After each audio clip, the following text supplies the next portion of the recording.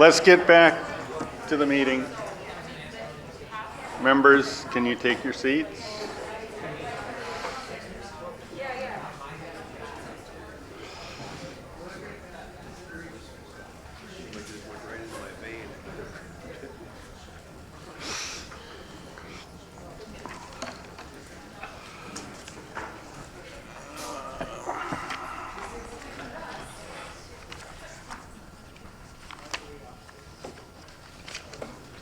So next on our agenda is our allocation process. I think you all saw the spreadsheets that were done and the chair's recommendation from Ron and I. Ron and I have talked about how do we address comments that members have made or wish they'd made on specific proposals before we get into actual dollars. Because once we talk about dollars, it's really hard to go back and have some of these discussions. And so our thought is that we take the members' comments proposal by proposal and see if anyone wants to say anything. And talk about any of the comments that they've made or not made, and then get into a discussion about dollars, with your permission. Does that sound like something that would be okay to do? All right, we'll try it. And I need glasses to see this because my eyes aren't what they once were, but I'll just go through the proposals based on the order in which they appeared on the sheets that were given to us, which would be to start with HA 11, if everyone's on the same page with me.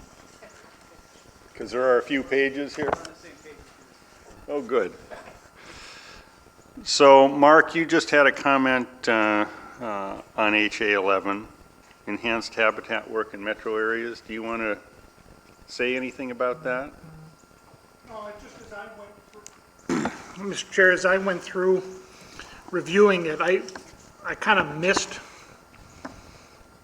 went through a lot of the different parcels that they were looking at and they were going to work on. But when I was reading back through it again and saw, I just recognized how much of it was actual habitat work that they were doing. And that's why I supported it at the level that I did.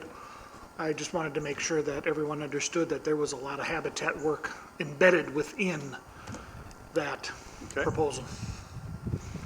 Anything else people want to say about this one before that you didn't write down? The next one was HA02. We all heard, and this was my comment, but we heard that there was a desire to use a different process than appraisals. And we never really got a chance to talk about that. Mark, do you have any, I know you've had conversations with Dakota County on this. I just think we should talk about it since it was part of their request and we have not had a way to address it, and should we decide to fund them, the issue will be hanging. We should talk about it. Yeah, Mr. Chair and members, I think Dakota County is here. I see Lisa. Here's Al coming up too, and maybe he can explain it a lot better than I can. Okay, quickly. Good morning. And introduce yourself, please. Good morning, Mr. Chair and members. Al Singer, I'm the Land Conservation Manager for Dakota County, and thank you for your recommended allocations this morning.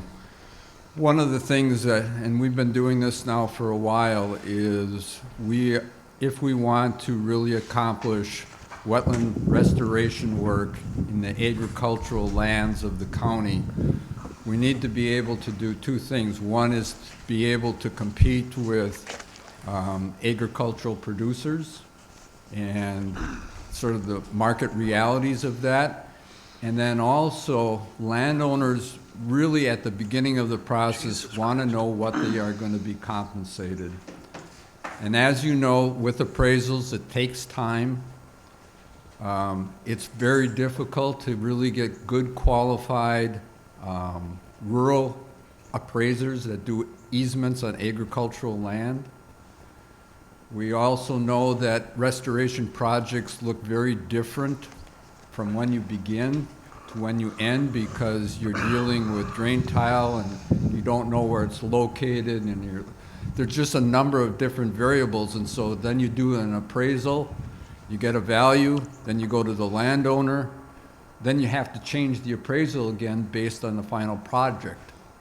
And so what we are suggesting is to use the approach that Bowser uses for wetland banking, and that is to use the rim rates plus 25% as the basis for going forward. And then in the county, because we've got a lot of other pressures on the land, the county is willing to actually provide a bonus payment above and beyond that to be able to accomplish what we're trying to do in the agricultural landscape. And so that's really the request from the county, is consideration from the council as part of the appropriation language to allow the county to use a formula used by Bowser for wetland banking for these restoration easements that we're proposing in the county as part of this appropriation. So how would that compare in the end to the appraised value? Mr. Chair and members, we think that it's probably very close to the appraised value. We did some analysis on CRVs, or certificates of real estate value, as well as some appraisals that we did, and what we found was that the rim rates, and there's sort of a reason why rim is not popular in the county, because it doesn't really match the market value, is that the rim rates were about 70 to 75% of the market value. And what farmers are going to tell us is that they're losing their ability to generate revenue off of that property forever. And so essentially, they're giving up the equivalent of fee value for an easement. And so that's how we've come up with that 75, or the rim rate plus 25% is a way of being able to compete in the marketplace. What you're telling me, I think, is that you're willing to pay what the fee is worth for an easement. Just as Bowser does.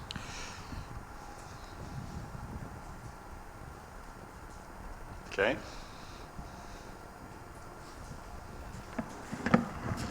Mr. Chair, Mr. Singer, it's actually even possibly more than that though, right? Because you're saying the county was also interested or willing to kick in over and above that. So it could be in excess of fee value for the land for simply the easement? Mr. Chair and Mr. Johnson, what I would propose is that we start out with rim plus 25, but that we would request or use an appraisal at the end of the process to base our reimbursement or our reimbursement request back to the Outdoor Heritage Fund. So in other words, the Outdoor Heritage Fund would not pay, and plus the county has a match of 20% besides, that we would not be requesting more than the appraised value for fee title for any of these easements.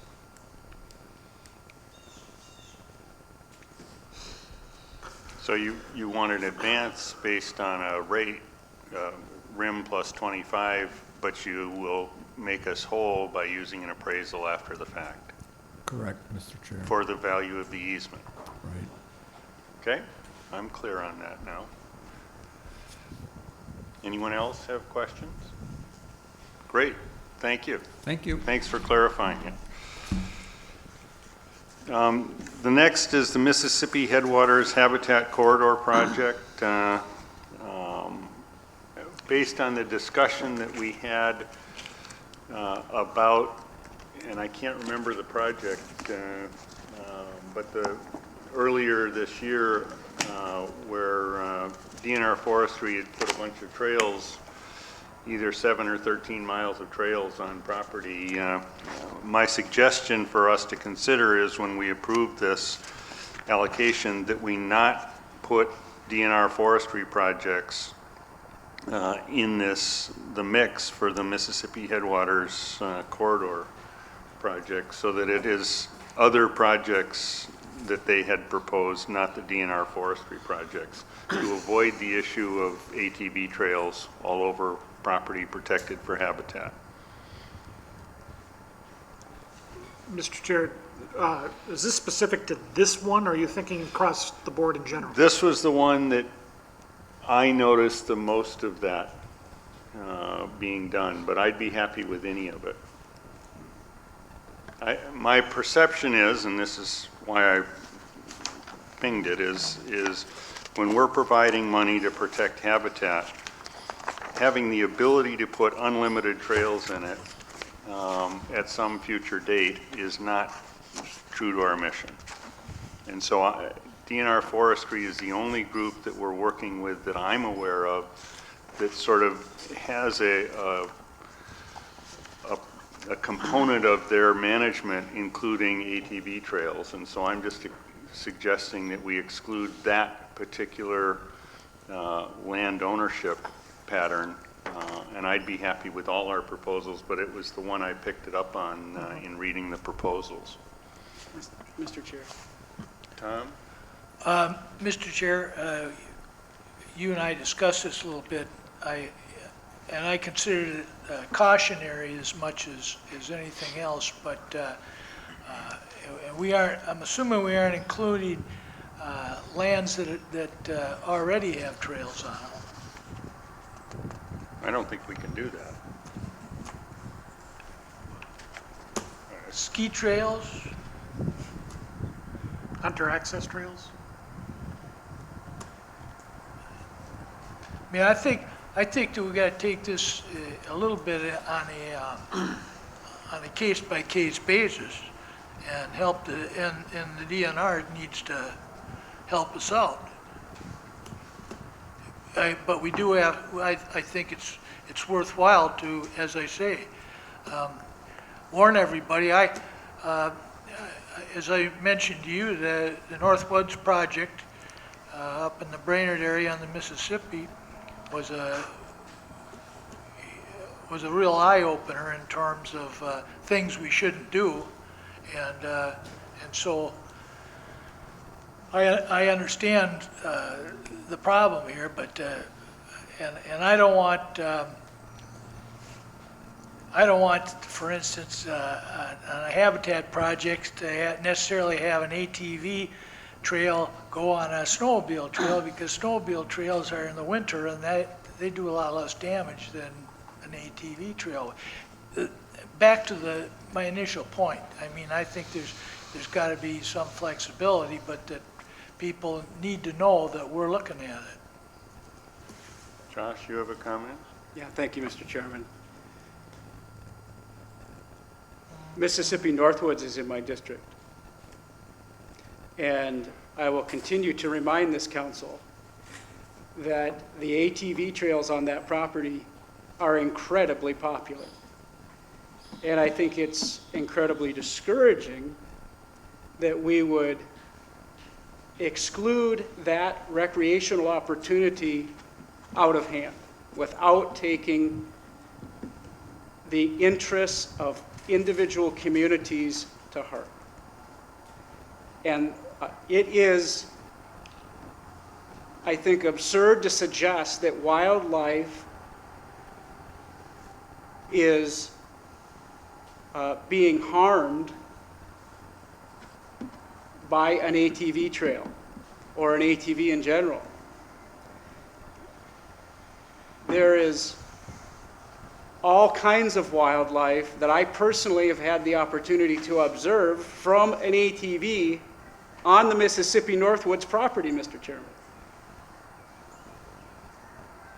There may be examples, that's fine, but as a whole, for the Lessard-Sams to say, we're not going to make any kind of investment in a property that could be impacted by an ATV trail, that's more a personal issue than reality. That's my opinion, okay?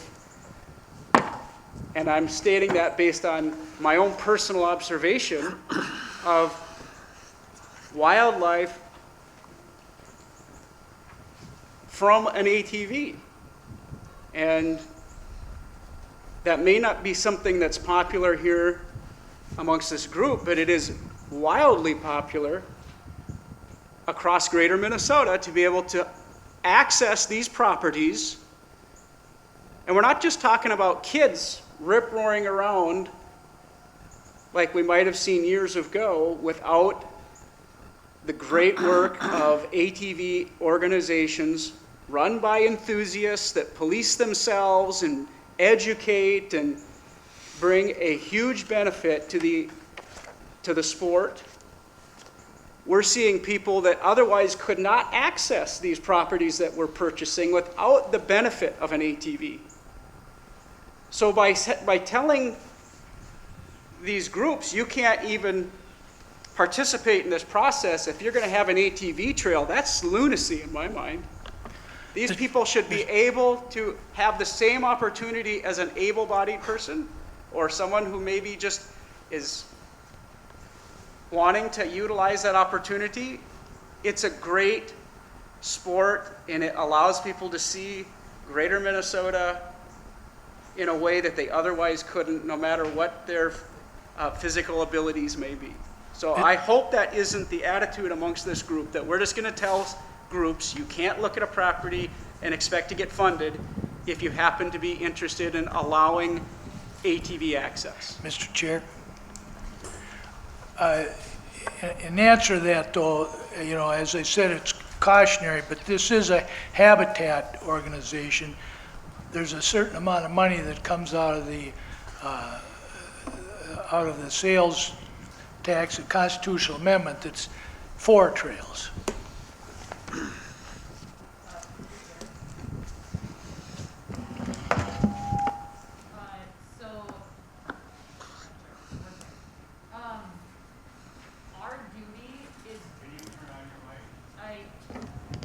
There we go. Our duty is to protect, is to use these dollars to protect, restore, and enhance, not to maximize recreational opportunities that are popular.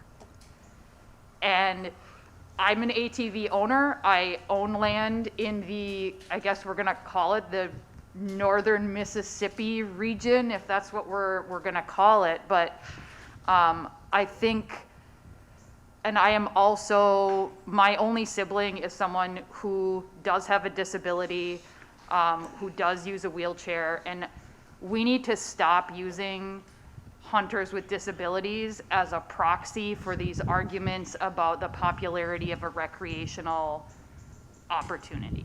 So I just want to caution us that there is a difference between engaging with the disability community to see what they need to access hunting and just across the board using that as a reason to across the board encourage and protect this idea of unencumbered trail use. So I think what I heard the chair saying is if we're giving these dollars for you know, to protect habitat, and then there's no limits on the amount of trails that can go through that area, that's a problem where then like the dollars aren't actually protecting that habitat because now there are trails through it. And wildlife is more than just the larger animals that we shoot. And that being said, hunting and fishing are protected in our Constitution. Recreational opportunities are not. And so I understand we don't want to have like an across the board no ATVs ever. I realize there are questions of access. I realize that all of that is, you know, But to take it too far the other way is also, I think, a misstep. And what I heard in our conversation about the Elm Creek project was that a lot of folks didn't really like it because there were too many trails and there were too many people around, and it was going to impact the ability for folks to hunt that property because of the number of people the trails would bring into that vicinity. So I think this is like always going to be a thing that our council struggles with, is this weighing when trails, we aren't anti-trails, but we can't just be unfettered trails to the maximum extent either. But I think, sort of pointing out that it's the similar sort of argument of like, we don't want too many people here because that's going to mess up my ability to hunt in one part of the state, but now when it's the other part of the state, we're totally cool with that is also, we need to think about all those things in the bigger picture, and always, always, always, to what Tom pointed out, it's the Constitution and what our role is here, not picking out things that are popular.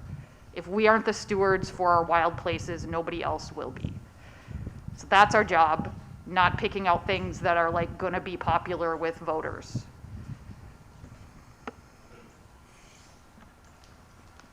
I just wanted to sort of state my response in that I agree with Chairman Hartwell and completely disagree with Representative Heinzman. I mean, I've been a professional wildlife photographer for 40 years, and wildlife and noise do not mix. End of story, not even a conversation about it. You have to sit quietly if you're going to see wildlife.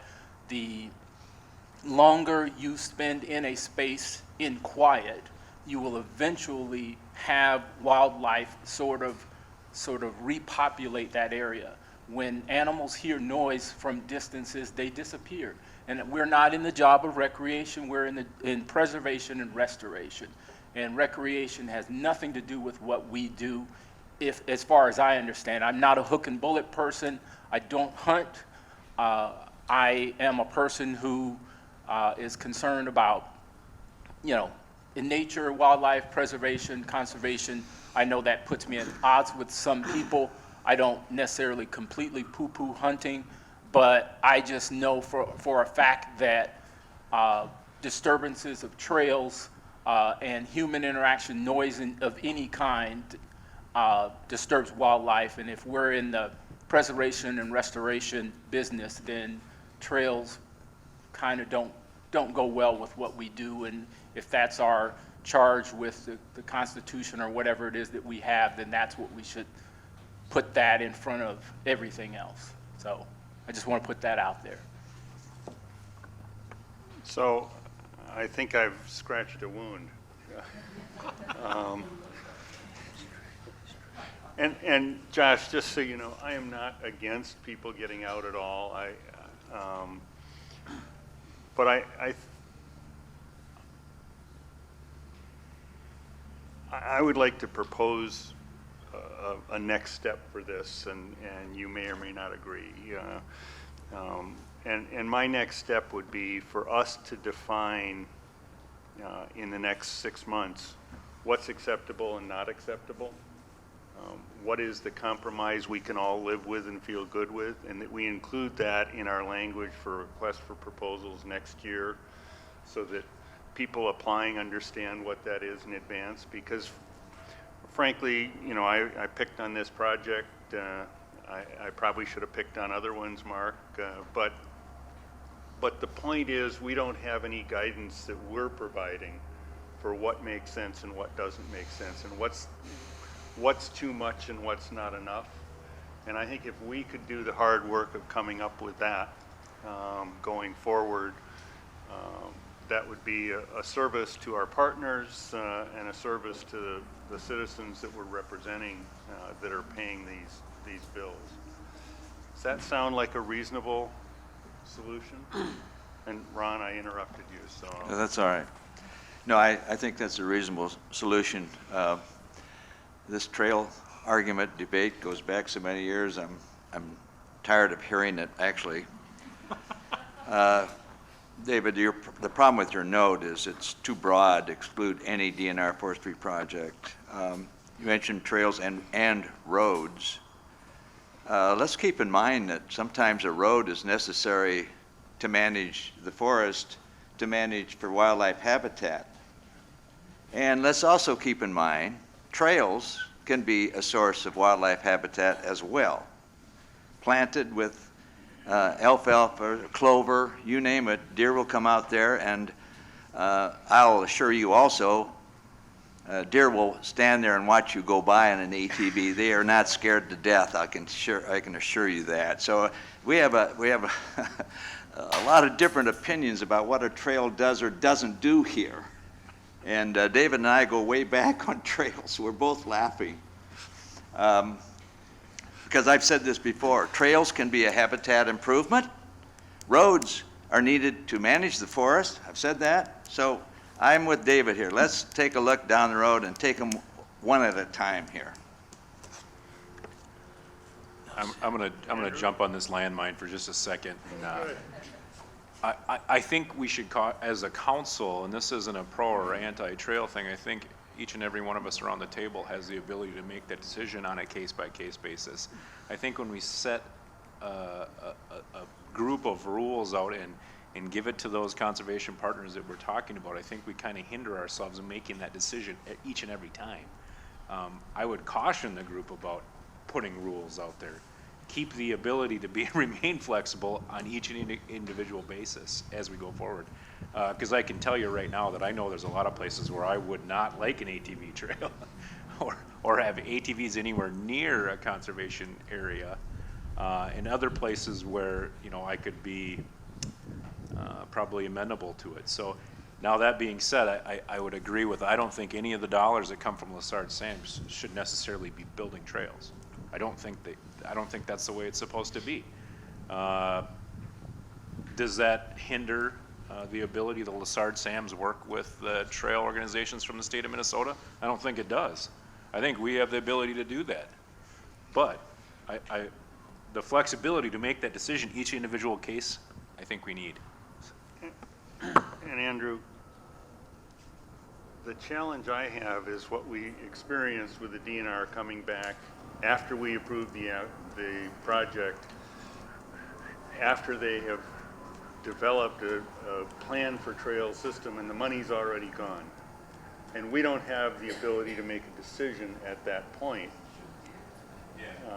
And so if we had guidance up front that everyone agreed to, then we wouldn't ever see that kind of a project come back to us. And that's really the kind of guidance that I would be looking for. I completely agree. You need roads for access, for habitat management. There are times when you have to have that stuff, and it's important to have it. And there are existing roads and trails that are going to come with parcels, and we shouldn't probably piss everyone off by saying close the borders on this property as soon as we acquire it. For me, it's more about new than it is about existing, but that's just me. So, you know, I'd like to try to come up with guidance, Andrew, which we may not want to enact. To at least ask ourselves, can we create that broad guidance? Yeah. Yeah. Then all people on the council have the ability to respond to this. Mark? Thank you. I just can't help but get into this one because this is the inherent conflict that this council deals with on a case by case by case by case by case as these proposals come through. And I have to look at each one separately and independently and put all the context of what it is or isn't around it to make a decision. When it comes to the forest and putting it into state forest land, I understand that there are parameters that the Department of Natural Resources, using their professional judgment, will make decisions on it that I may agree or disagree with. But I understand that going into it. When I look at, for an example, on some of the parcels that I actually zeroed out, I applied the same conflict management as I kind of did on this one. or in that it's small, going to be a lot of activity, more activity on the small thing. There ain't much habitat value here. But I also know that going in. So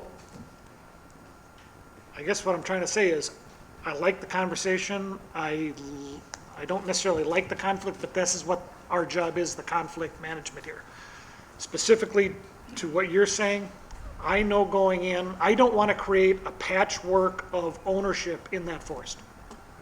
When I say patchwork of ownership, I've already got, in the state forest, I've got acquired land, I've got school trust land, and now if I put a postage stamp on this 40 that says it's this land, it limits the management authority of the agency and their professionalism and their responsibility for managing that, and I'm not interested in doing that.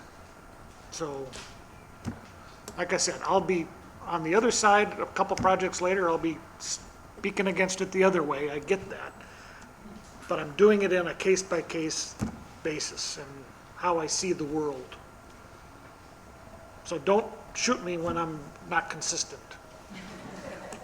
Because I'm trying to do it in a big picture, project-by-project basis.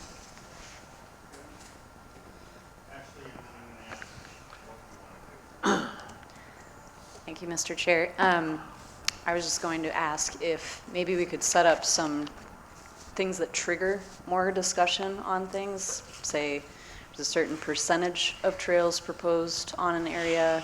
When we get properties, sometimes they have trails or roads on them already. And so I know we already have some things set in place, right, to monitor when there are additions beyond what we acquired, right? And so I think just making sure that everybody understands what are the things already in place for that kind of trigger us to ask more questions, and then beyond that, I guess I'd love to have a discussion about what that actually looks like in terms of getting specific details on how much more is going to be added, what percentage that is, how it fits in everything. So I guess I'm just reiterating what's already been said.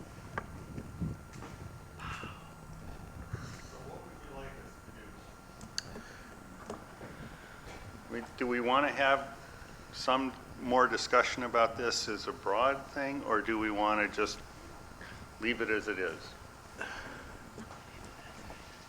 I would propose leaving the proposal as is, and then welcome further discussion on this. Speaking about guidelines, I do favor more flexibility in a case-by-case, but definitely having a bigger discussion as it relates to all the proposals rather than just this one specifically. Scott? I have a question about your recommendation. If in fact a forestry project were to materialize on this proposal, would DNR have to come to us to say, oh, by the way, you know, we have a forestry proposal, we're going to be putting some off-highway vehicle ATV trails? I mean, I recall that that's happened before. Yeah. Even in my short tenure, that DNR, someone wanted to stick an ATV trail on My note was Lessard-Sams property. Yeah. My note was because they don't. And so I was just trying to get out there this discussion about whether or not we want to be funding things where the DNR has the ability to do sort of what they want in terms of trails in the future. And I'm more than willing to back off and try to come up with some broad guidelines and see whether we can do that. It's really about this discussion. Well, let me propose this. In this instance, maybe we can provide a requirement that should an ATV trail be proposed for this land, we hear about it first, number one. Number two, we do as you suggested, which is have a larger, longer-term policy analysis with the idea of developing some guidance for those who are going to make proposals next year.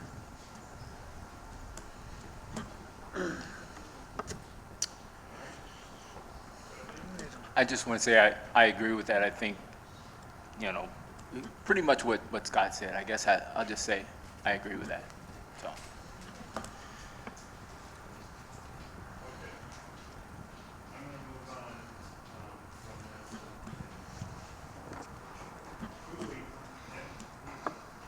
Truly, I appreciate the conversation and look forward to engaging with everyone with all views on how we can come to a place that gives a little more guidance to ourselves. But we'll see where we get to. HA5, Southeast Minnesota Protection and Restoration. Were there any comments anyone had? All right. HRE 2, DNR Aquatic Habitat Restoration and Enhancement. Jamie, you had a question. Do you want to raise that? And Mark just sent me a note saying, please say who you are when you speak because we're taping this and no one will know. Thank you, Chair. Jamie Swenson. Yeah, I had a comment from after the reading through the proposal and the presentation. It was difficult for me to provide the funding without having the personnel be scalable, and so I was wondering if there was an opportunity there to put a requirement that if, should this be funded, that should also have personnel scaled accordingly.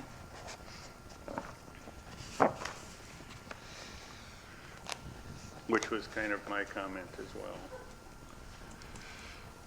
All right. So when we get to the allocation process, we'll amend the motion with that. HRE 05, St. Louis River Restoration.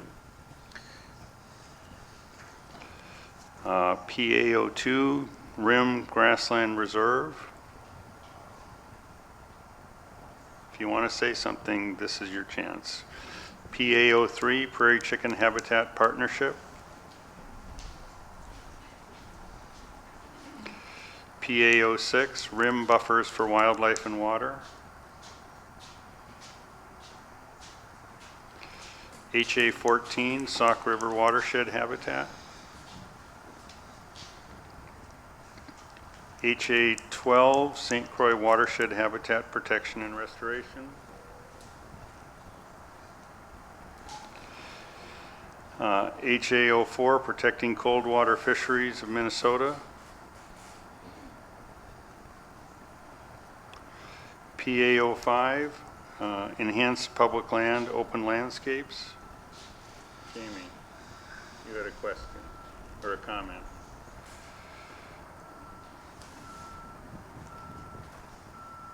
Okay.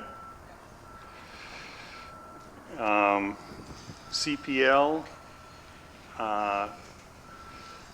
this, we're going to have a discussion on CPL. They've requested a $400,000 to moving the minimum grant from $400,000 to $500,000 and the project cost from $575,000 to $1 million. And my comment is that I like the $1 million and I'm not so happy about the $500,000 in that all the money that we allocate goes at $400,000. Increasing the total to me when we've got such demand at $400,000 just doesn't make sense. Is that been that way since 2008? Yes. So it doesn't, the argument would be inflation has happened.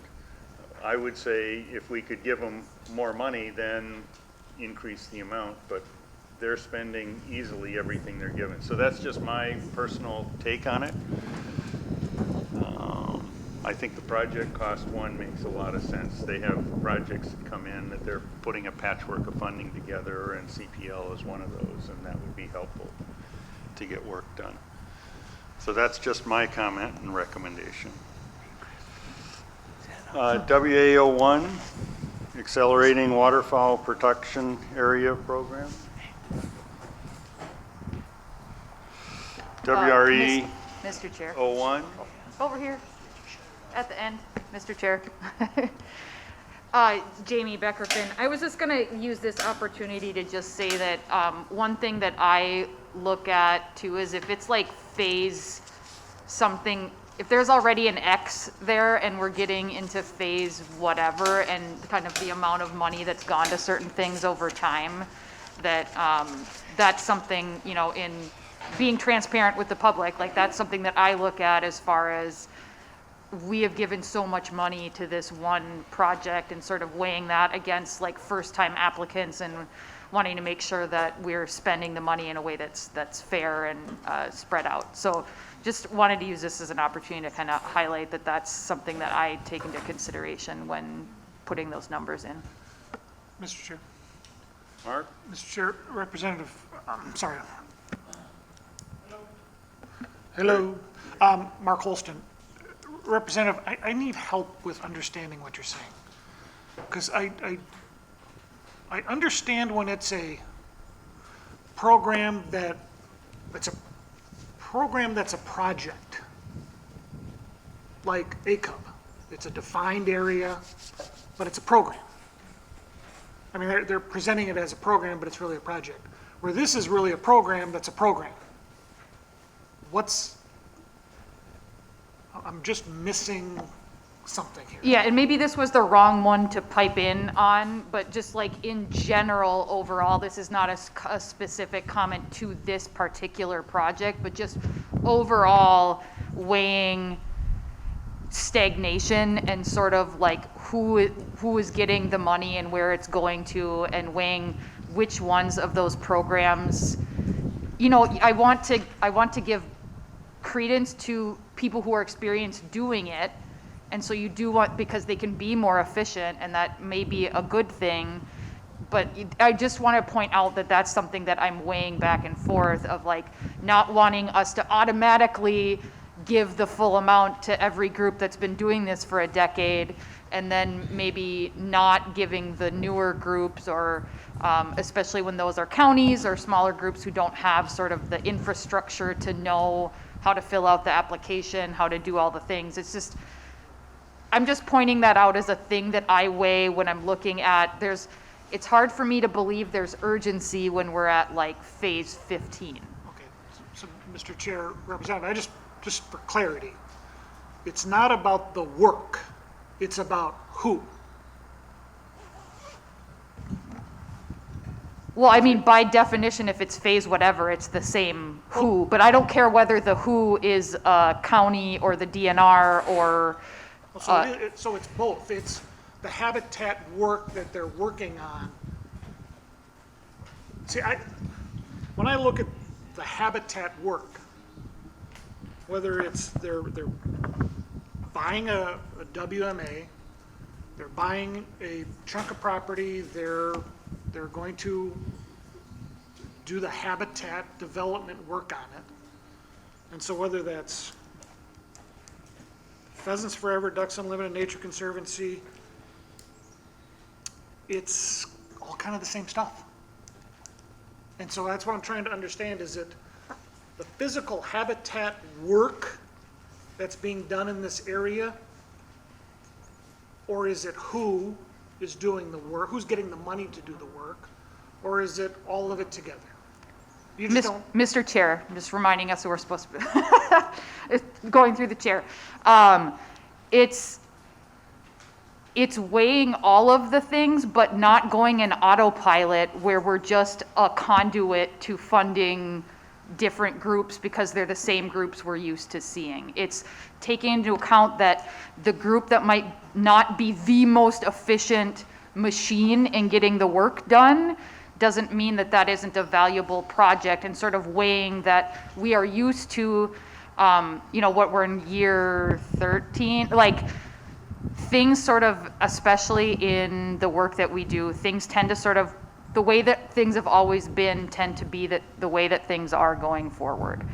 And I'm saying I try to consciously not fall into that trap of thinking, well, we've always funded them, as being a reason that I just automatically give that full amount, and taking into account that I don't want, for instance, a small rural county who doesn't have staff who, like grant writing staff, to be at a disadvantage because they don't do this all the time and they don't have the connections that the folks who've been doing this for 13 years have. And a lot of times that plays into what phase we're in. It tends to be the groups that have been around for a long time that are in phase whatever.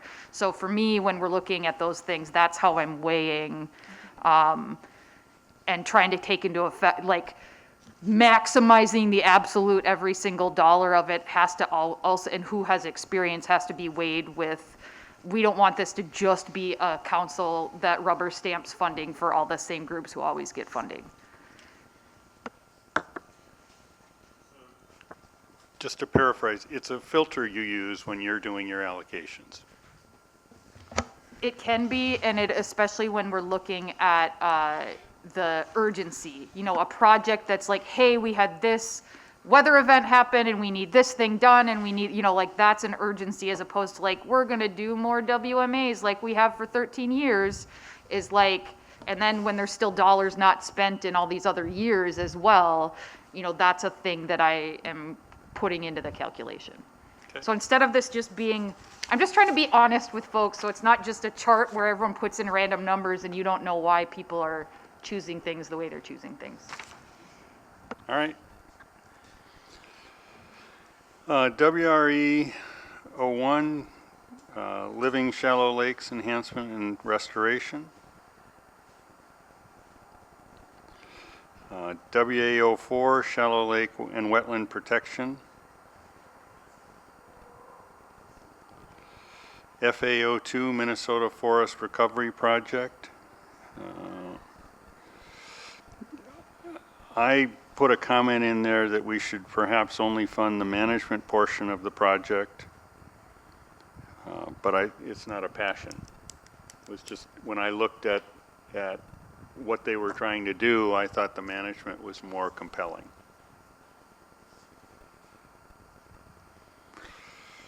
And if I'm the only one that feels that way, then we shouldn't listen to me, and that's okay. It's, HA 13, Fisheries Habitat Protection of Strategic North Central Minnesota Lakes. PA 04, Prairie Recovery. The DSS, I noticed, was quite high in this compared to other projects. I don't know if anyone else picked that up or it bothered anyone. It bothered me. We could cap it, we could do a lot of things. I just point out it bothered me. So when we come to the recommendations, we can do what we want. Yes. To that point, for something like that, just so I understand the process, we can move forward today with the allocation and then in the November meeting, deal with the language around this? Or both? We could do two things. We could actually have a motion to pass whatever recommendations the group feels are appropriate and limit specific things in specific proposals, or we could let everyone know we may come back in November with a specific limitation. Until the recommendation goes to the legislature, we can do what we want. I think the cleanest thing, if there's something we're passionate about, putting it in the language today as we pass the recommendation on and then ask for accomplishment plans based on the amount that we're allocating would be to let the partners know what our thinking is so that they're not going down one path and then we're redirecting them down another. Okay. So, Mr. Chair, Mark Holston, to that point, the last three items that we talked about, PA 05, FA 02, and PA 04, I guess what I would recommend then off of those comments, have staff ask those questions, what the impacts would be so that we can move forward with allocations. And then in the November meeting, if we want to make a specific recommendation on this, we can understand what the impacts would be to those questions. Okay? Does that sound That would right? be part of your recommendation, your motion or... Okay. Well, I don't know if that requires a motion, but, Well, I think we need to make a What's that? motion and Okay. identify specific things in the motion for the allocation of items that need further discussion then. And that would be part of the overall motion. I can do that. I'll keep tabs. That's what I'm trying to get us to think about. HA 10, Washington County Habitat Protection and Restoration. WA 05, Rim Wetlands.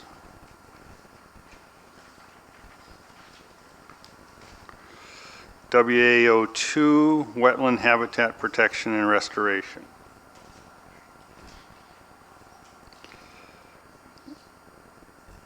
FA 04, Minnesota Forest for the Future. I had a comment to exclude conservation fund lands unless we see the purchase price compared to the selling price. I'm very uncomfortable with the fact that we don't know what kind of markup we're paying for those properties.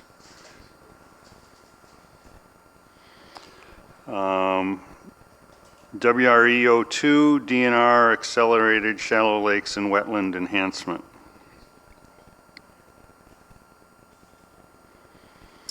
FRE 01, DNR Forest Enhancement. FA 05, Big Woods Protection of Stieg Woods. Did I say that right? Stieg? Okay, no one corrected me. PA 01, Accelerated Wildlife Management Area. Or Mark, you had a comment on Stieg Woods. Mark, you had a comment on Stieg Woods. Stieg Woods, FA 05, Big Woods Protection. Mr. Chair, members, this is goes back to the conversation we were just having on the conflict of what we're doing here. And I look specifically at a number of these, the City of Rogers and some of these other ones that we're going to come to. When the constitutional amendment was passed, we're taking 1/3 of the dollars here, another third goes to clean water, and another third gets divided between parks and culture and arts. I know the metropolitan area gets an X amount of money for park stuff, and this fits there. This would be a project that would, if the city would put some money into it, could go through CPL. I just recognize, going back to that conflict I was talking about earlier, the size of the parcel, where it's located, what they're going to do with it, and the level of conflict on that property as it relates to what habitat is going to be generated.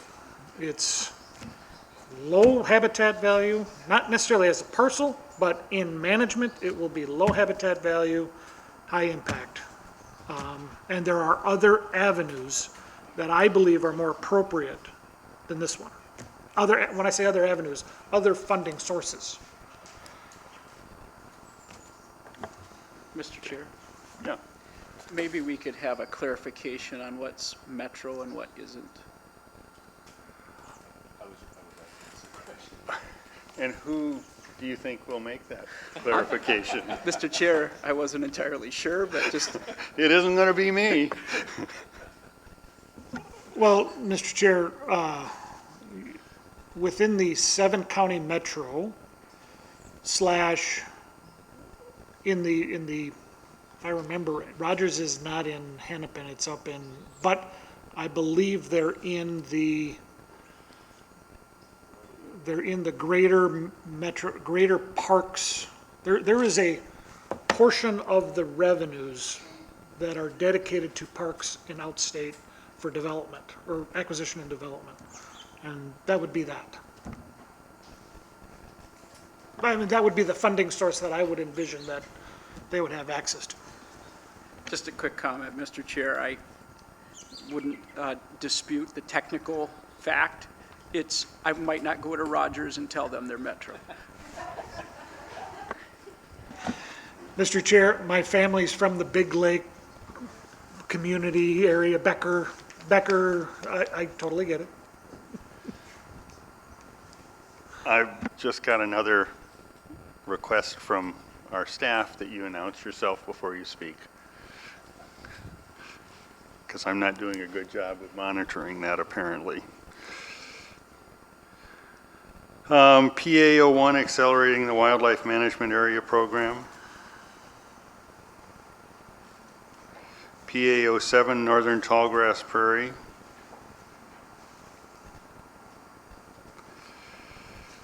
HRE 11, Daylighting Phalen Creek.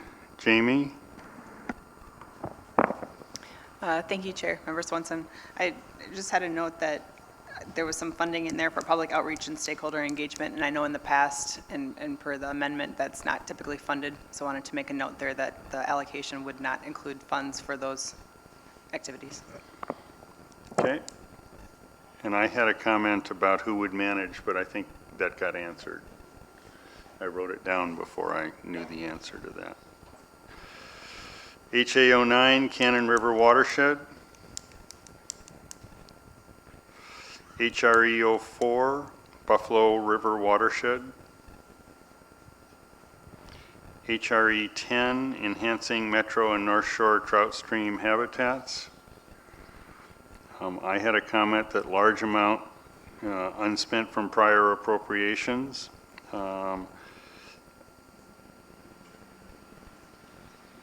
And I suggested nothing this year, and they can come back when they've deployed more of the funds. That was my recommendation. But the averages don't suggest that. And that's okay. HA03, Integrating Habitat and Clean Water. Chair. Mark, you had a comment?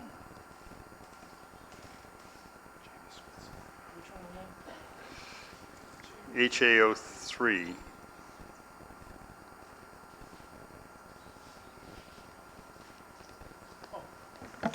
Thank you, Mr. Chair. Mark Holston. How I understand this to be, and maybe I'm wrong, but as I understand it, that this is part of that new Bowser administrating fund for administering RIM, a new, what did they call it? Do you remember? I don't remember. But they had a name for it. What? A one watershed fund. Anyway, that this is actually connected to something that the Clean Water Council has recommended and that they're moving forward with, and that these dollars are actually moving parallel to.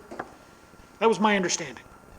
And if I'm wrong, I guess that was the point I was bringing out to, is if my understanding is correct, this would be one of the first marriages of the Clean Water Council and the Lessard-Sams that I'm aware of funding to do the work. But I could be wrong. Member Swenson, I'd be curious to the answer to Mark's question, but also just wanted to point out, we've dropped now in interest or people, members that actually funded programs now. And with this one, after the presentation today, I just wanted to put on record that I'm hesitant to fund a new program for Bowser, not taking away from the good work that they do on their other programs, but putting more money towards a new program where we're not seeing the timing and the spend that has been put into previous proposals for other programs. I'd support seeing that money go towards some other restoration and enhancement programs across the board versus funding a new program for Bowser. Thank you. Scott? Chair, I'm just curious, have you or our staff had any conversations with the Clean Water I have not. about this? I mean, shouldn't there be some sort of like summit? And that we all agree, sitting on this body, before we fund this? Jamie and then Mark? Just to add on to, I forgot to mention, for the one watershed, one plan, since less than half of the state would actually be eligible for that funding anyway, for the new program that's put in place. If you look at the map that was provided to us during the presentation, there's not many areas of counties that would actually be eligible for that funding. Mark? Mark Johnson, Executive Director. As long as I'm asking, I better make sure I pronounce my own name too. To Senator Dibble's point, I converse with the coordinator or director for the Clean Water Council every month. So we're on a regular basis. Clean Water Council has had, as I understand, some requests for funds for their clean water or for one watershed, one plan programs. And I believe as Mr. Holston mentions, there is some dollars through one watershed, or through Clean Water Council for that right now. These dollars aren't to, I think they're actually for supplementation of that effort through Bowser. But there are certain ways that Clean Water funds their monies and others that we fund ours. So ours is more the habitat orientation, theirs is the clean water portion. Scott? Thank you, Mr. Chair, Scott Dibble. I just go back to my comment I just made. I feel like there should be more conversation among this body with the Clean Water Fund folks. So we have, Probably this the is trails folks too. to the earlier she said to the trails folks as well, to the earlier conversation. It would seem to make sense that we have more meaningful understanding, buy-in, have shaped the proposal, if we're gonna marry our dollars under this common I would be framework. happy to put a meeting together and invite the other parts of this fund just to see if there are things we could talk about and have a number of our members that don't create a quorum issue for us participate in that as a way to kick that off. I think it's a good idea. I'm seeing nobody tell me it's a bad idea. So Mark, will you make sure I do that?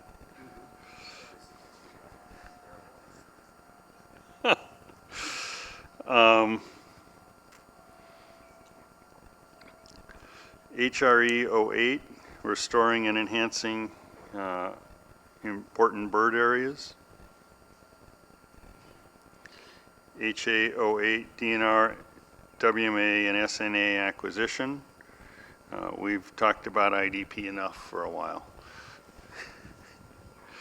WA 03, wild rice shoreline protection. HA 07, Shell Rock River.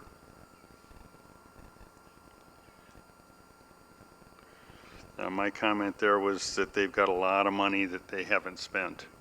And I thought we should hold back and let them spend that before we give them more. But the group didn't see it that way.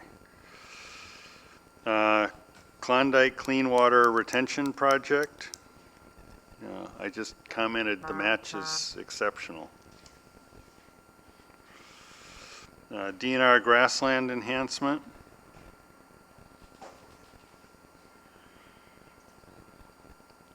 I had the same comment, spend existing funds and come back.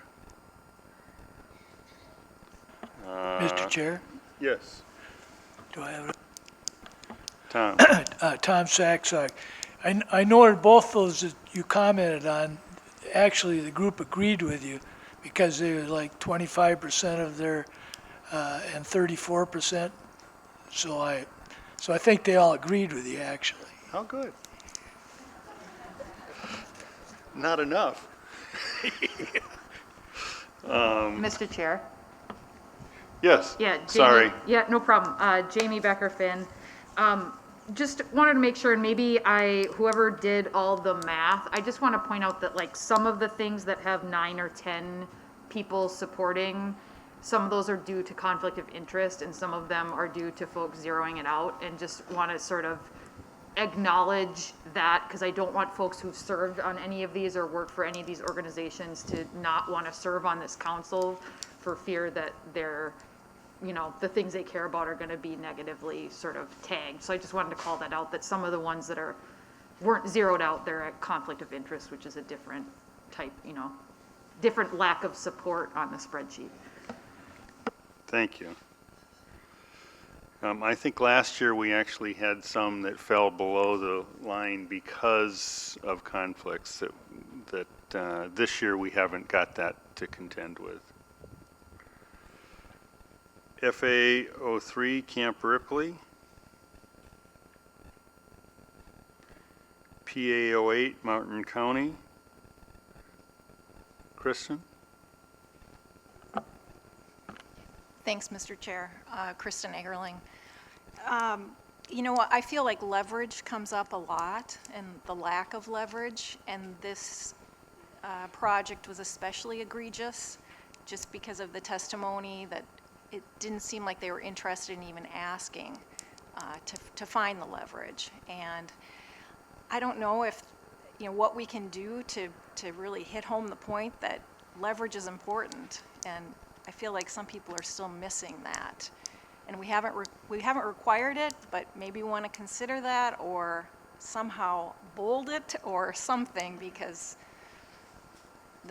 like I said, the message is getting missed. So. And as Tom said, you get to vote with your dollars. And I had the same general comment on that. It was stunning to me at the presentation that it was like, what? I should go ask for leverage? Others have at least said, I can't get it. HRE 07, DNR Fish Passage.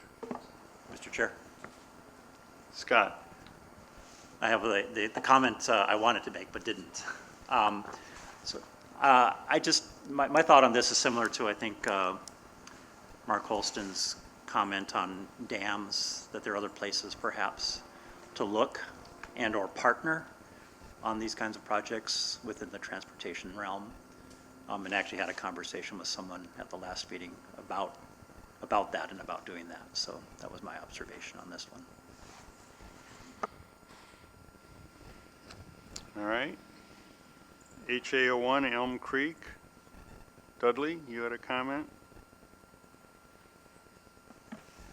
Well, my comment really, I mean, I just felt like they didn't really know for sure what they wanted to do other than have us help them buy the land. And beyond that, it seemed, I don't know, it just felt like there needed to be something more to it than that. And I know it was about, you know, reducing fragmentation. It seemed like it was an add-on to a bunch of property they already had.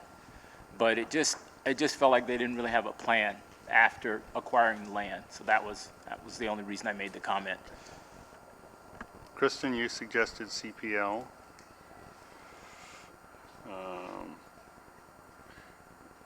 Mark? Mr. Chair, Mark Holston, I had made the same point, as that it was CPL or Metro grants eligible, Metro Parks grant eligible. That's it. And my comment was that it seemed more like a park than habitat. Yeah. Not that parks are bad. I love parks. No, I mean, to the point. I love parks. No, the point, it's not that we can't fund parks through this. It's, we have to, again, look at it on an individual case basis and make a habitat evaluation. Is this a good project, or does it really belong someplace else? Yeah, that was my point. Yes, I didn't think we were the place to fund it, but I love parks. HRE 09, Knife River Habitat. I just commented that fiscal management seemed high to just oversee a contract, one or two contracts. Having more than a half-time person for several years do that seemed like a lot of money. HREO 6, East Lake Habitat Improvement. Kristen suggested CPL. Anything else to add to that? HREO 1, Lime Lake and Lake Sarah Dam replacement. Jamie?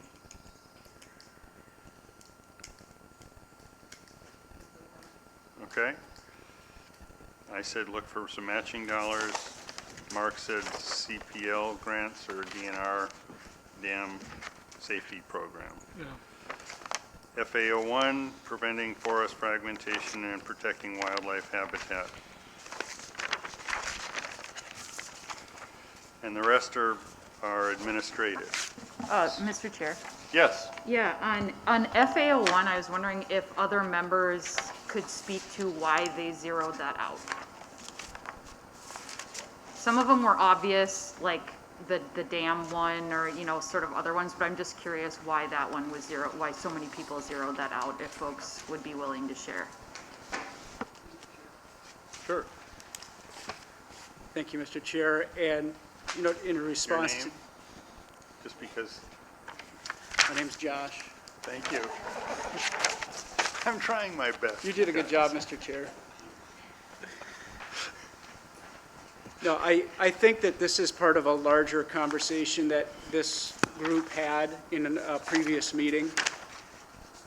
And it does impact a greater Minnesota issue and not necessarily have anything to do with the organization or the idea of land being purchased necessarily. It's where.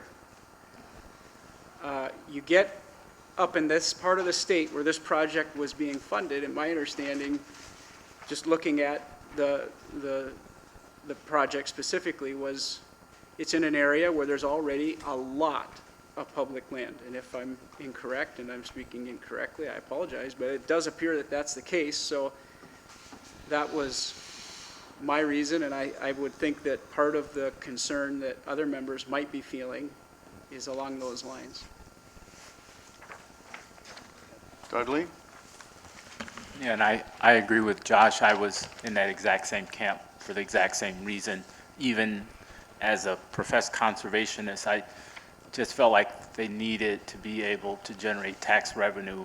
And I felt like structures or land that had structures on it generated more revenue than land without. Even though you pay taxes on it, it's not going to generate as much revenue as if there were structures on the property. So I voted that way for that reason, which is completely opposite of what you would expect me to do, but that's exactly what I did. Mark? Mr. Chair, Mark Holston, Representative Van. One of the additional things is that, to those points, that was a major, and the other one was, a lot of these groups have lanes, and Friends of the Boundary Water is in a lane. It's a solid lane. It's a good lane. They're a good program. They're a good organization doing good work in their lane. Having us be seed money for them to branch off and to be something different than what they are, I'm not ready to do that. I want to see a little track record. I want to have a little bit of understanding that their fiduciary, that the fiduciary responsibility that they're taking on, they've got some track record there. I'm looking for some substance there in that arena that they're moving into, and I didn't see it. Tom? Mr. Chair, Tom Sachs, just adding to what Mark said, I guess, yeah, I don't think the expertise is in forest management. If I would have felt better, and maybe it's a potential for the future, if somebody like the Trust for Public Land or the Nature Conservancy had partnered with them, so you know, that they knew what forest management was. Okay. Do you have a follow-up? Yeah, thanks, Mr. Chair. Jamie Becker-Finn. Yeah, I just thought it was important because that was one that, you know, didn't, you know, it was like folks either fully funded it or didn't fund it at all, and I just think it's really important that we sort of have these conversations and that it be out, you know, because the system of making comments, clearly there's like a couple people who type in their comments and most of us who don't. And I just, again, to sort of get to what I was speaking to before, the idea that a group has not done something before, this is their first time doing it, I don't think that should necessarily count against folks. I get the, like, wanting to sort of have it be vetted. And I thought it was also important to bring this one up because I do think some of the folks who testified were not entirely straightforward with some of their answers about it. I know I had some conversations with folks afterwards, and it was, you know, they said things on the record like, oh, we don't have a problem with it.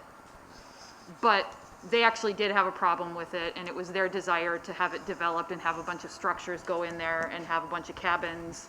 And, you know, getting back to what our job is of protecting, restoring, enhancing, like, it's not our job to protect those, you know, to do things for the benefit of development. It's actually the opposite of what our job is. So, was just kind of troubled with that because mostly we have folks who are very, like, honest and straightforward and, you know, really care about these projects, and was just really disappointed that we didn't sort of have some of that honesty on the record in our discussion when we met last. So appreciate the comments and just want to make sure that was all out in the open for folks and it wasn't, you know, unclear to the public why certain things weren't funded. Okay. All right. I can take off my glasses because don't have to read little stuff now. Thank you for indulging us. I hope that was a helpful exercise to go through. It felt really good to be able to talk about these projects before we got into talking about money. So you all received the chair's recommendation based on the votes that you all made, or the allocations that you all made. Ron and I spent a reasonable amount of time going through the allocation and came up with the recommendations which we will make to you. And those were that essentially we allocate funds based on the average to any project that got 8 or more votes.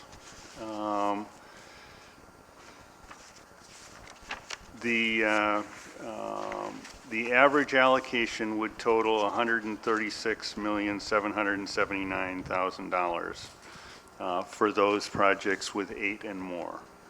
The administrative costs, which are necessary to cover, were $1,057,000, which would bring the allocation to $137,836,000. Our 6% allocation was $139,690,000, which would leave us with a balance of $1,854,000. We recommend to the council that the council fund all projects getting 8 or more votes and the 4 administrative items, with 2 exceptions. We recommend taking $1,000,004 of the $1,008,000 and fully funding CPL, because CPL didn't get the full funding and it's an incredibly popular program. The second is that the WMA and SNA acquisition request that had the IDP coordinator in it for 3 years at a cost of $270,000 plus DSS costs attributable to that of another $24,850 for a total of $294,850. The whole discussion of IDP today obviously left us wondering exactly what we're doing and how we should do it. We thought that we should pull that request out and fund it as an administrative item, but only fund it to the percentage that the HA08 proposal received, which was 42%. So 42% of the 294,000 that was requested would be 123,000. So not confuse that program with the IDP, the WMA and SNA acquisition program had buried in it the IDP program, which covers many different things. And we're recommending that we pull it out, we treat it as a separate item, and we fund it with the 42% allocation for 123,000. And we continue the discussion then to figure out long-term how we want to handle IDP. That would leave us with $446,000 unallocated. We fully expect in December that we will see a forecast that will adjust up or down just a little bit, how much money we have, and we'll have a discussion at that time, and that we hold off on allocating that $446,000 until we get that December number and have one discussion about that instead of having one now and one then. Because it's just not, picking a winner or loser or spreading it out didn't make sense to us. So that's the chair's recommendation. Ron, do you have anything to add to that? Not really. As you said, we went over this together and agreed on all of it, including the 446,000, just kind of keeping that because of the upcoming November adjustment that might happen or may not happen. So with that, I guess I would enter a motion to, on the table to approve the chair's recommendation as the allocation that we bring to the legislature. This would come back to us with accomplishment plans at our November meeting, adjusted accomplishment plans. I would further add that the comments that were made today be added to that motion, which would be to allow Dakota County to revise their the way they handle their acquisition of easements to be the way Bowser does, but true it up with appraisals at the end, so we're only paying the appraised value. That HRE 02 have a scaled proportional personnel costs. That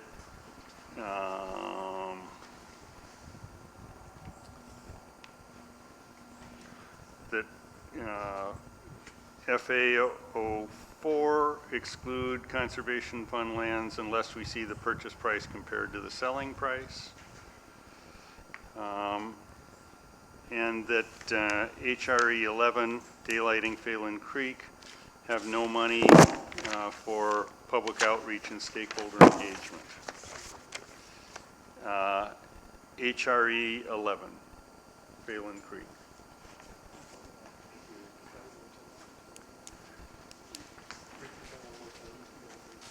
That HRE 11, daylighting Phelan Creek, have no funding for public outreach and stakeholder engagement. And those were the comments I think I got from all of you. Scott.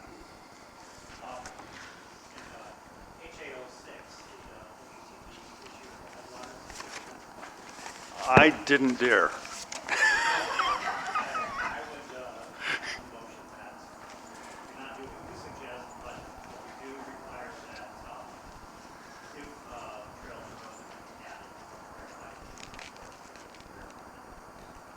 Okay, so Scott is asking that HA06 include a provision that if HEV trails are going to be added, that they notify the council before they're added.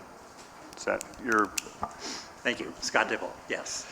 I will add that to the chair's motion for consideration by the council. So, And then, Mr. Chair, yes, on the culvert issue, I guess I have a question. I don't necessarily, I mean, this is a fairly small amount of money, and there is a fairly substantial match, I think of about $500,000. So I don't want to necessarily stop this, but maybe we can put a pin in this conversation and have a future conversation about asking DNR to be a little more proactive in working with local road authorities and MnDOT on what their contributions should be towards these culvert improvements for fish habitat. can I suggest that we instruct staff to have a conversation with the DNR that if they don't do that in the future, it might affect recommendations in the future? Yes, thank you. Mark, did you get that? Okay. Any other comments, suggestions, dissensions?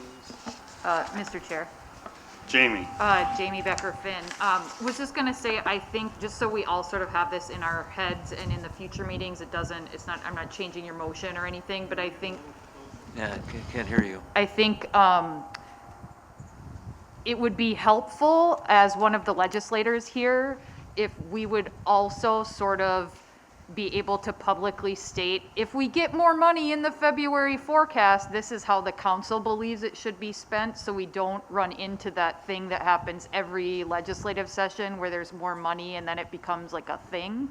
So I would just suggest that we sort of keep that in mind when we're talking after the December forecast, that we also sort of have in mind that we're thinking further down the line with that as well. If there are things that we would want, if there are enough funds, our recommendation would be that the bill be amended to include the XYZ projects so that the recommendations are coming from this council and not left to legislators to fight about.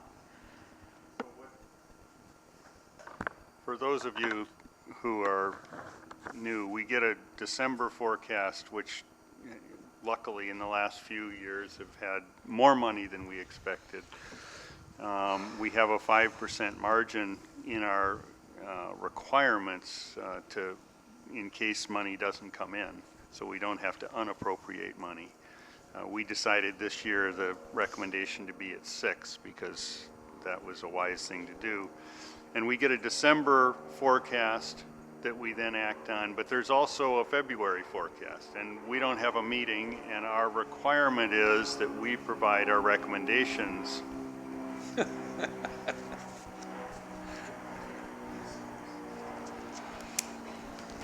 by January, and there's no formal way for us to have a discussion about what to do if there's more money in February. So what Jamie's suggesting is that when we have the December discussion, we say, if there's more money in February, we would love the legislature to know what our intent is. I think it's a great suggestion. Yeah, and because it's incredibly uncomfortable for your chair to be having discussions on your behalf without being able to talk to you. Yeah, and to follow up, Mr. Chair, Jamie Becker-Finn, it's also uncomfortable as one of the legislators who's trying to be a legislator in a caucus and fight for things that are important and then not know for sure. I'll just be honest, I don't have time during the legislative session to call each of you personally and try to figure out what you would want to spend the money on. So it also puts me in a much better position to fight for the things that this council wants if I bring an amendment that is saying this is what the council had recommended if that happens. So, thanks. Okay. Any other comments? Mr. Chair, Mark?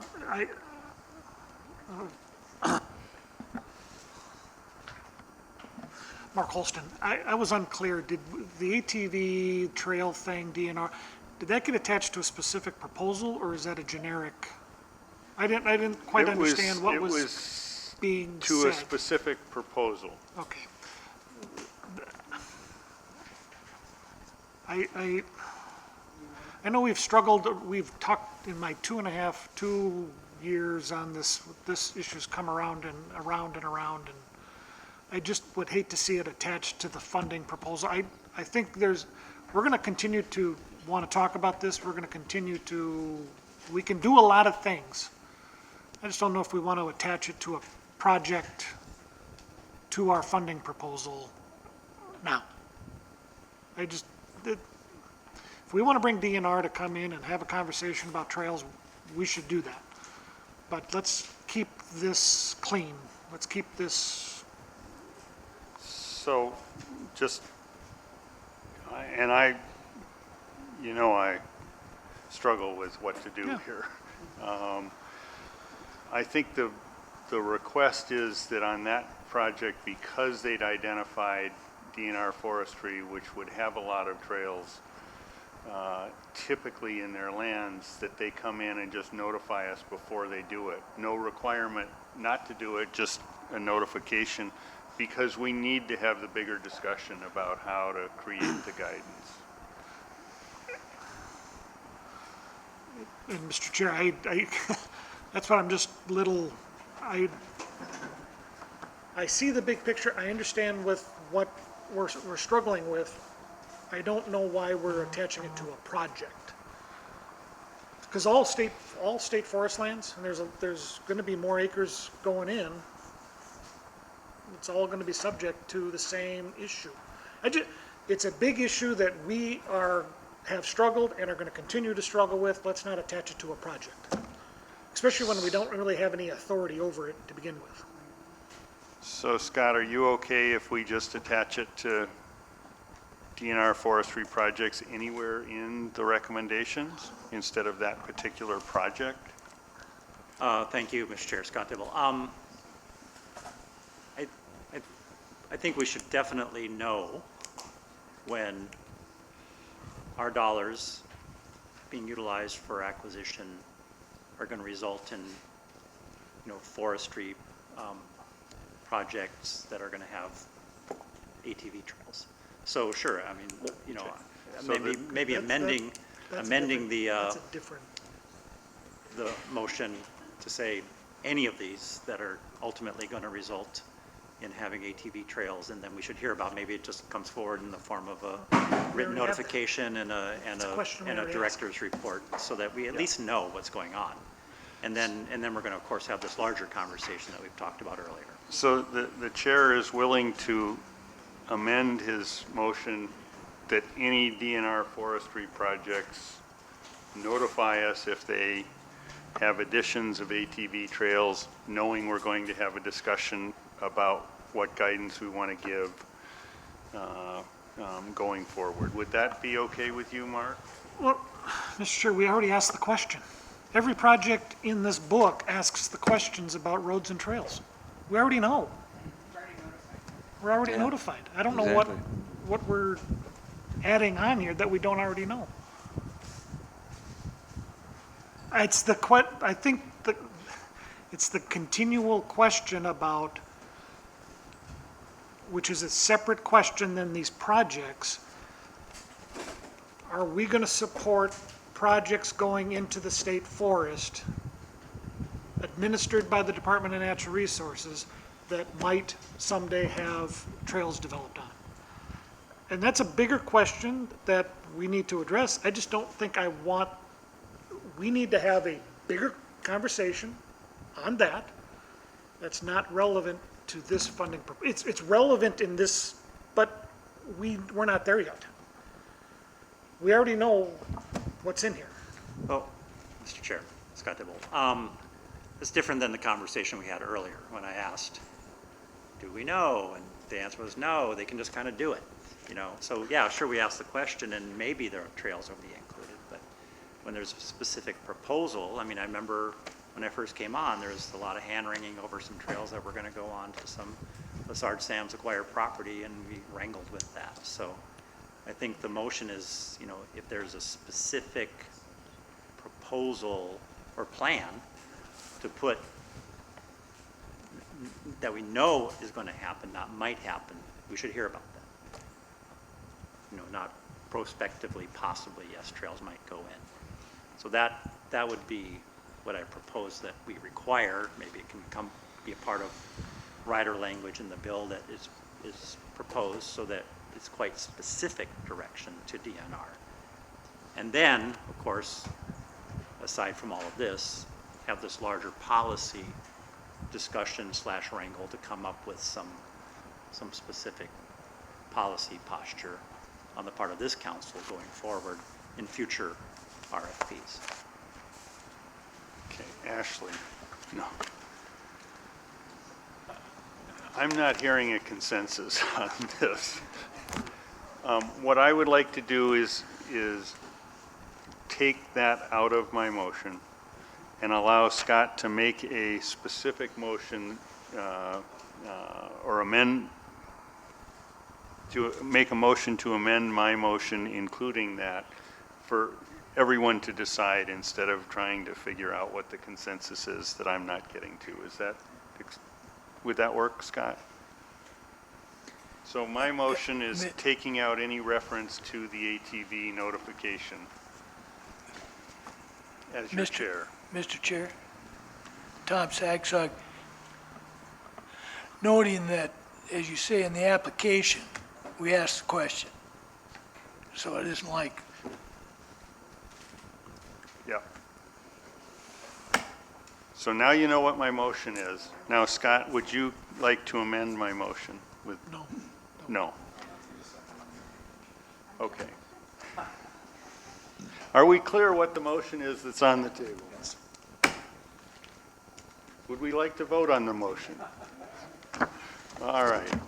All in favor of the motion that's on the table, signify by saying aye. Aye. Opposed? We have a unanimous recommendation. Thank you all very much. Thank you for the conversation. I think it was really important to have this conversation. Are there any public comments that we see? Oh, I really screwed up.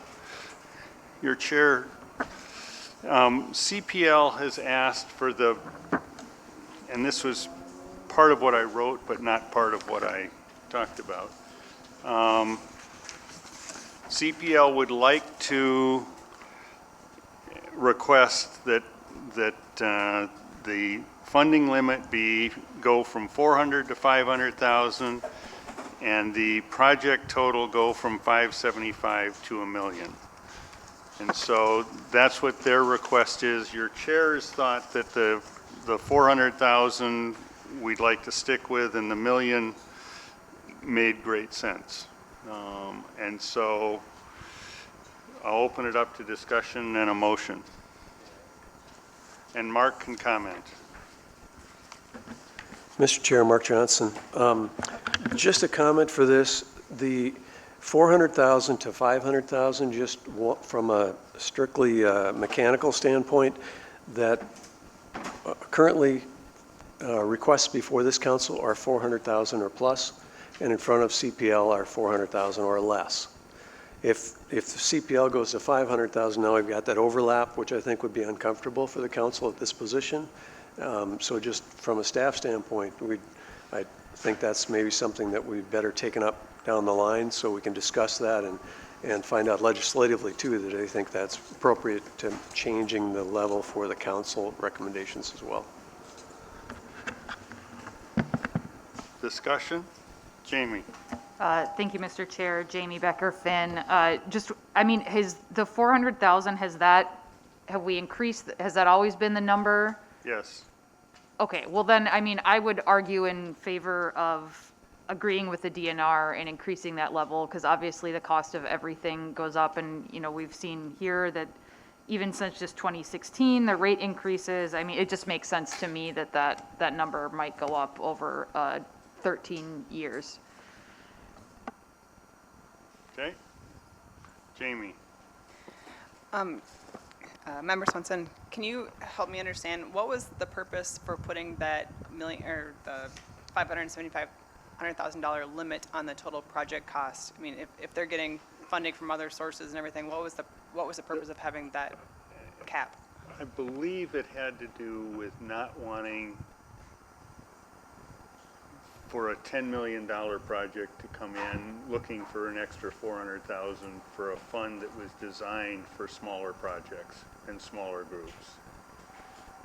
And so it was felt that having a cap on this project size would get the money out to the places that were more local groups trying to do local things versus, and I don't mean to pick on big groups, but I'll pick on Ducks Unlimited. A Ducks Unlimited that, you know, has a $10 million budget for projects and for a project and is just looking for a little extra money. That was the intent of having a cap on the total project cost.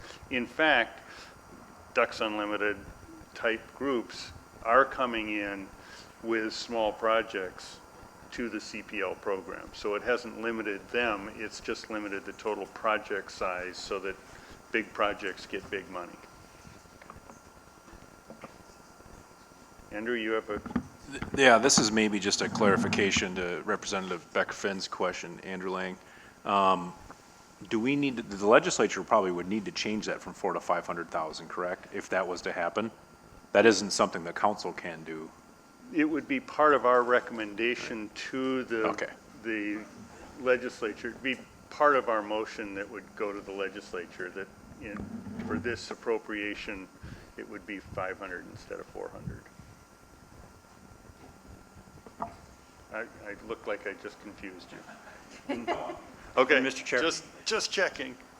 And on the other side of it, I mean, I can read the memo here and I understand the arguments, but I thought maybe just for the public record, if we could understand a little bit better what's magic on the other side, that we increase the project size to $1 million.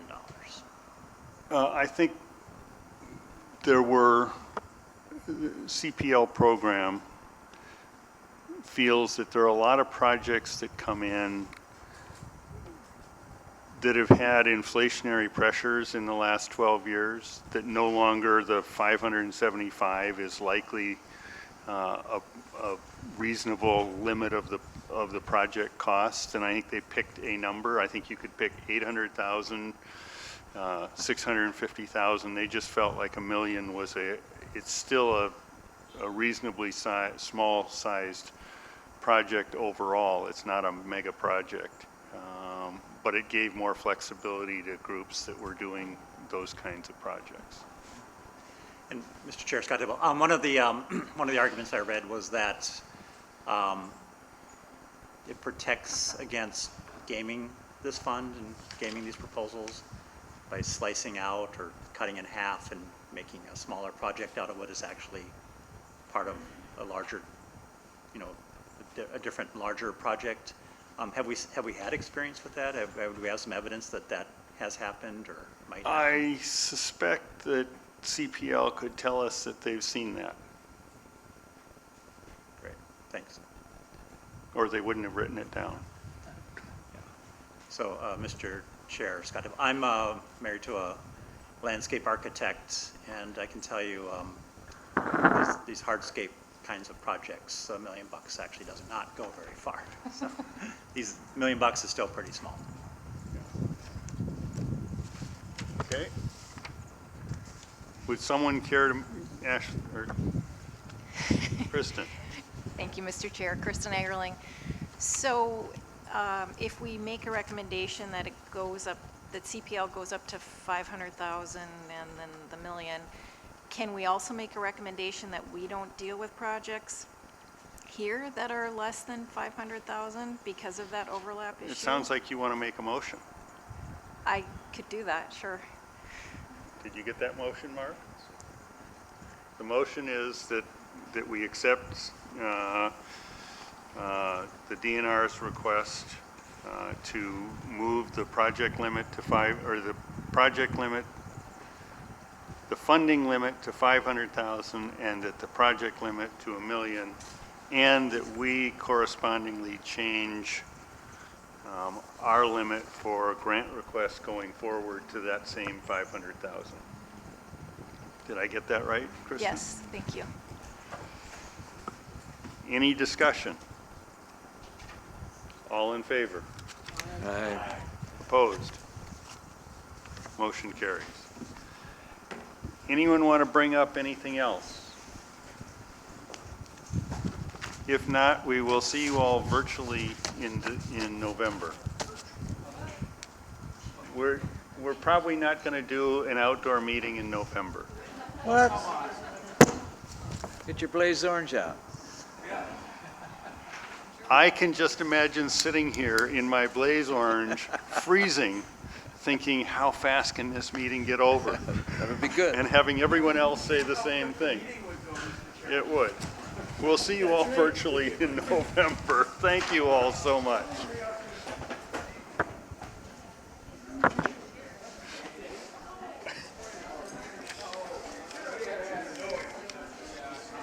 I don't know, David, I started swearing at you for going through every one of this list. I go, well, hell, if I'd have known that, I would have commented. Well, we want to encourage. No, that was good. I go, oh my God, I'm going to be here till 4 in the afternoon. I know. But I think we got it. Well, I'll tell you what I would like. Some of the council members will remain unnamed. Put zeros in on some projects in southern half of Minnesota. I go, what are they thinking that I'm not thinking? I think good discussion. Great discussion.